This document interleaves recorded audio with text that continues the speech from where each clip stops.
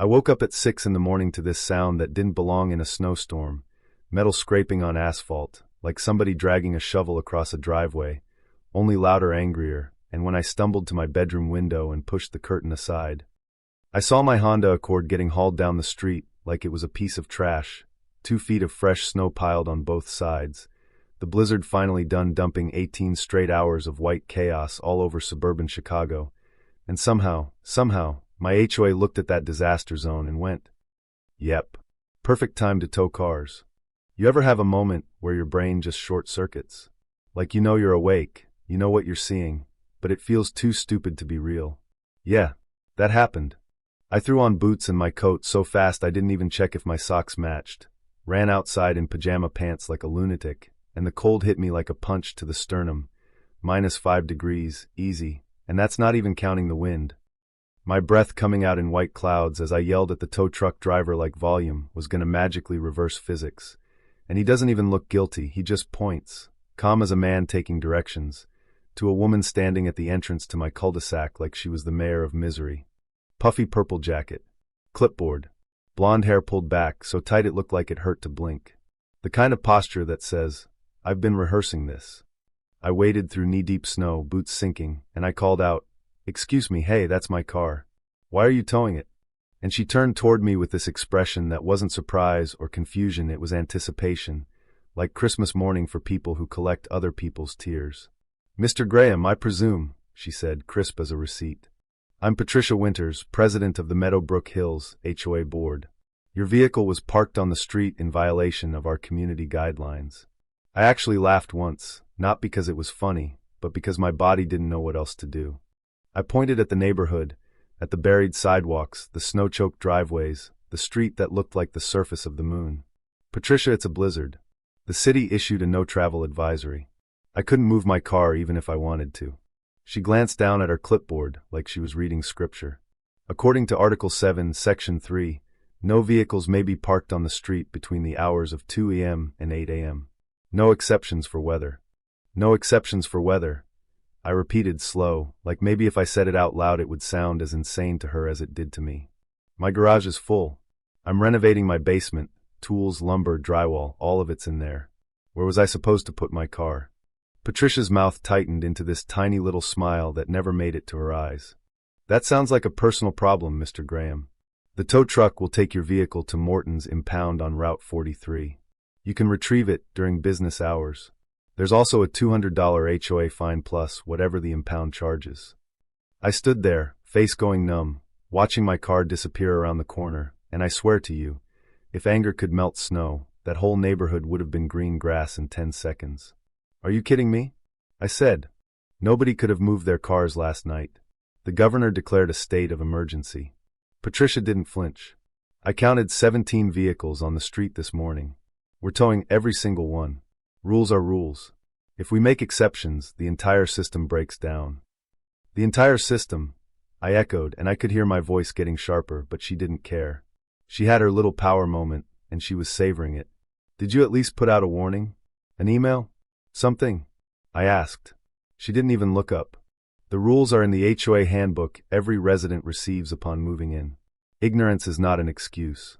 Then she made a check mark on her clipboard, like she'd just completed a chore. "Have a nice day." And she walked away through the snow like the villain in a movie, who knows she's not getting consequences in Act 1. I called Morton's Impound right there in my yard, fingers stiff, phone cold against my ear. 4 rings. A gruff voice. "Yeah, Morton's." "Hi," I said, trying to keep my tone polite because I was raised right, even when the world is dumb. "My car was just towed from Meadowbrook Hills. When can I pick it up?" "Hold on." Papers shuffled. "Make and model?" 2019 Honda Accord. Silver. More shuffling. "Yeah, we got it. You can come anytime. You'll need the towing fee, storage fee, and administrative fee." $480. I blinked. $480? It's been there 10 minutes. Towing's $250. First day storage is $200. Admin fee $30. You want your car or not? I closed my eyes, counted to 10, and when I opened them the cold felt personal. The roads aren't even plowed yet. How am I supposed to get there? Not my problem, buddy. Click. So there I was, shivering, furious, watching Patricia march down the street to ruin somebody else's morning, thinking, welcome to my life. 6 months earlier I'd moved to Meadowbrook Hills because it looked like a calm, well-kept place about 30 miles northwest of the city. Good schools, stable property values, nice lawns, quiet nights. Nobody mentioned that the HOA was run by a tyrant with a clipboard and a god complex. My phone buzzed. Text from my girlfriend, Veronica. She'd stayed at her apartment in the city because of the storm. Roads still closed. Stay safe. Love you. I texted back, HOA towed my car during the blizzard. Call you later. And I went inside, made coffee with hands that wouldn't stop shaking, and pulled up the HOA bylaws on my laptop like I was about to fight a war with PDF files. Sure enough, Article 7, Section 3. No street parking between 2 and 8. No exceptions listed. And I sat there in my kitchen with my coat still on, thinking, there has to be some rule about emergencies, reasonableness, basic human decency. See, I've got a law degree. I don't practice real estate or HOA stuff. My day job is contract work for a tech company. But law is law in the sense that you learn how to smell nonsense. And this smelled like nonsense wrapped in community standards. So I started researching Illinois HOA law, emergency declarations, cases where HOAs got slapped for overreach. And the more I read, the more my anger turned into something sharper. This wasn't just annoying. This was potentially illegal. At minimum, it was unreasonable, and courts really don't love we did it because we could. 2 hours into my research, my phone rang. David Chun, my neighbor across the street, voice tight like a wire. Philip, did they tow your car too? Yeah, I said. This morning. Same here, he snapped. My wife is a nurse at Lutheran General. She needs her car for work. How is she supposed to get to the hospital? And that's when it stopped being my problem and became our problem. You know what I mean? Because once you hear nurse can't get to the hospital, and you picture Patricia smiling with her clipboard, something in you goes cold. I asked David, did she give you that whole rules are rules speech? Word for word, he said.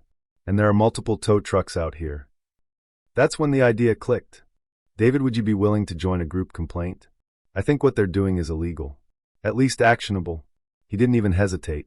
Absolutely. Tell me what to do.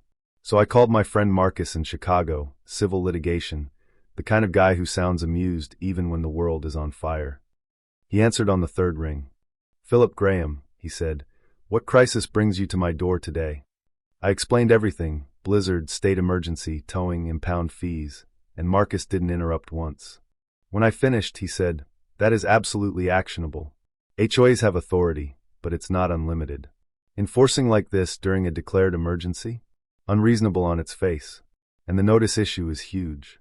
Patricia says the handbook is notice, I said. Marcus gave this laugh that had zero joy in it. That's not how emergency situations work. Let me guess, your HOA president is one of those people who gets drunk on the tiny amount of power they have. Bingo, I said.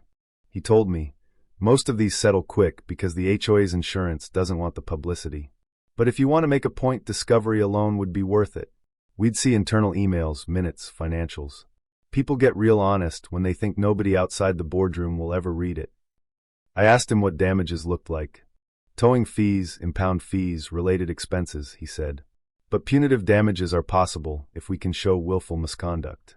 And if you've got multiple residents, we can build serious pressure. He offered contingency, 30%, I cover filing fees, and I agreed so fast it probably scared him.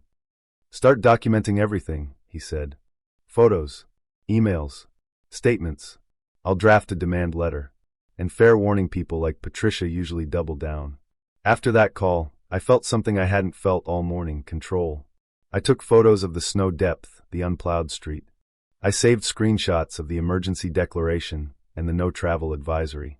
Then I emailed the neighborhood list. If your car was towed, contact me.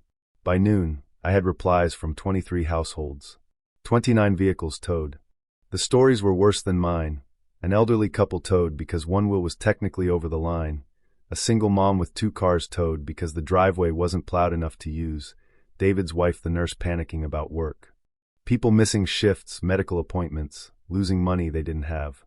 Patricia didn't just enforce a rule, she created a crisis inside a crisis. Marcus read the list and called me back like he'd just been handed a gift. This is excellent, he said, then corrected himself. Or horrible. But legally? It's excellent. We'll demand full reimbursement, fines rescinded, an apology, and policy changes. If they refuse, we file. 3 days after the towing, Patricia called me at 7 p.m., voice shaking with rage. Mr. Graham, I've received a disturbing letter from an attorney claiming to represent you and several other residents. The board considers this frivolous. Even during a declared state of emergency? I asked, calm on purpose. The rules don't stop because of weather, she snapped. We maintain order and property values. Patricia, I said, you towed cars when residents physically couldn't comply. You caused hardship. You prevented essential workers from getting to their jobs. I did my job, she said, and her voice jumped like she was climbing a hill. If I don't enforce rules, chaos takes over. And I remember thinking, this is not a person having a conversation. This is a person protecting an identity. To her, backing down wasn't being reasonable, it was losing. So we sued. 2 weeks later, Marcus filed a complaint thick enough to stop a door. Every plaintiff, every dollar, every fact. We named the HOA, and this is where it gets interesting, we named Patricia and the board members individually too.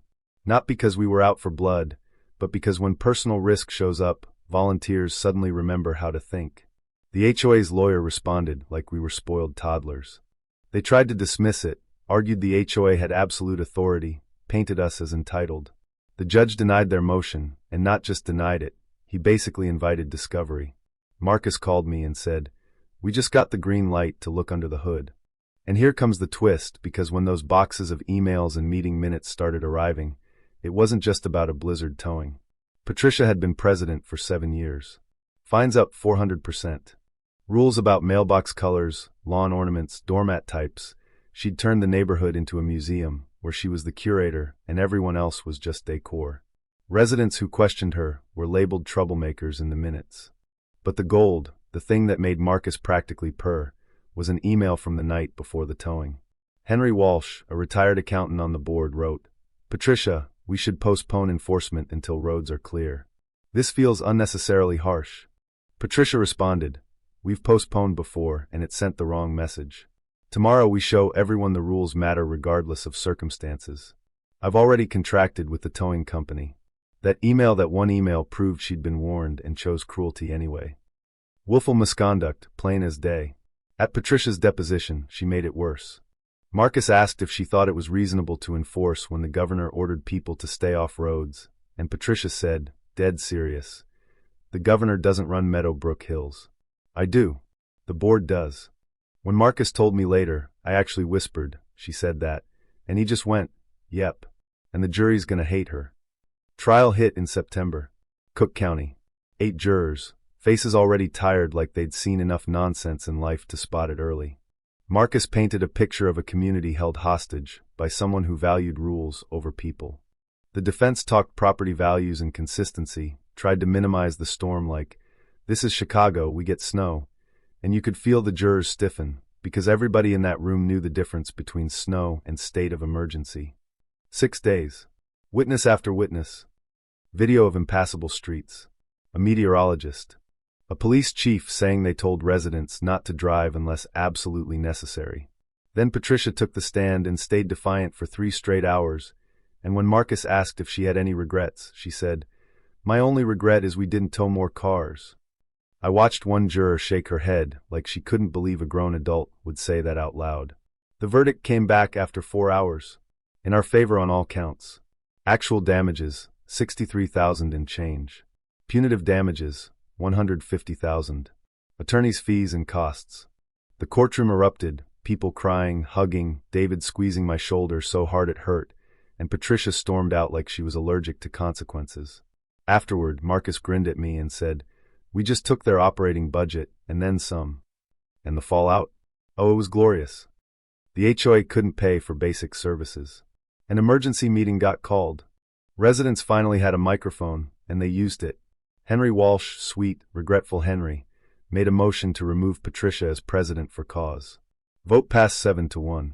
Patricia sat there red-faced, trembling, then pointed at the camera like I was the villain in her story. This is your fault, Philip Graham, she spit. You destroyed this community because you couldn't follow simple rules. And I said into the mic, no, Patricia, you terrorized people for years. This wasn't about parking. This was about accountability. And yes, I'm happy you're finally being held accountable. She logged off without another word. Rules changed fast after that. No enforcement during declared emergencies, a real appeals process, 48-hour written notice before towing, limits on the president's authority. And you know what didn't happen? Property values didn't collapse. The sky didn't fall. The community didn't become a lawless wasteland of lawn ornaments and street-parked sedans. It just became human again. Months later, Patricia showed up at my door, smaller somehow, voice quiet. She didn't really apologize, more like she apologized that I felt the need to sue. But watching her stand there without the clipboard, without the smug smile, I didn't feel victory in my chest. I felt tired and a little sad. Because that's the thing about power trips, eventually the ride ends, and you have to sit with who you were while you were on it. Life moved on. I finished my basement. David became a real friend. Veronica and I got engaged that December, walking under Christmas lights downtown, me realizing I didn't just fight an HOA, I built a life in spite of it.